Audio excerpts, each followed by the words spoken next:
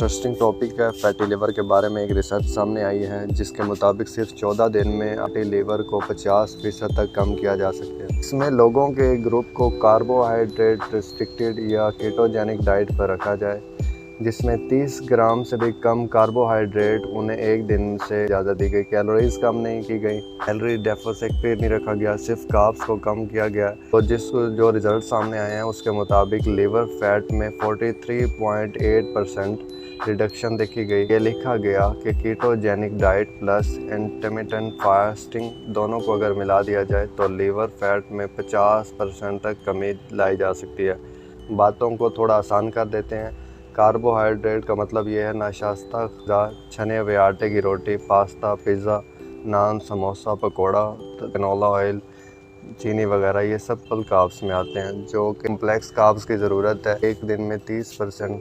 Simple carbs का मतलब है पूरे दिन में या तो आप सिर्फ 2 छोटी रोटियां खा सकते हैं, 24 ग्राम कार्ब्स हैं, या आप सिर्फ 30 ग्राम पके हुए राइस खा सकते हैं, 23% कार्ब्स है इसमें, या आप 30 ग्राम पकी हुई दाल ले सकते हैं जिसमें 20% कार्ब्स हैं, या 30% आप पकी हुई सब्जियां ले सकते हैं इसमें 28% कार्ब्स है। किसी चीज़ में कितने % कार्ब्स है ये आप ऑनलाइन नेट पे भी देख सकते हैं और अपनी डाइट को इसके मुताबिक एडजस्ट कर सकते हैं। अब कुछ और इंटरेस्टिंग बातें भी सामने आई हैं, वो ये है कि इस 2 हफ्ते में वेट लॉस सिर्फ 1.8% हुआ।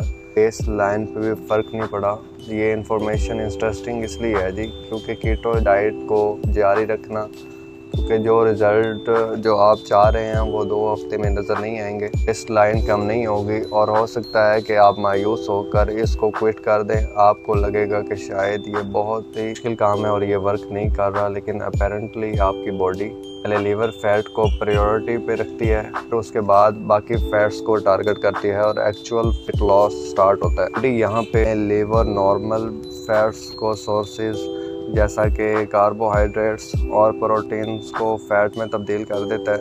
तो जब यहाँ कार्ब्स नहीं आप लेते तो डाइट पैटर्न जब चेंज होता है तो डिनोवो लाइपोजेनेसिस 9.8% तक रिडक्शन देता है। न्यू फैटी एसिड्स नहीं बनते, इसके साथ साथ एक्चुअल फैट प्रोसेस नहीं होती। एक्सरसाइज भी साथ में करें, जब फैट डबल हो जाएगा तो फैट बर्न भी कम रहा है और बर्न भी ज़्यादा हो रहा है। इसके साथ और इंटरेस्टिंग फाइंडिंग देखने में आई है। फैटी लिवर की वजह से जो इन्फ्लेमेशन हुई है, जो सोजिश हुई है, उसमें इन्फ्लेमेशन साइड पे इन्फेक्टिव सेल्स का डीएनए रिपेयर करता है और न्यू सेल सर्फेसिस में हेल्प करता है।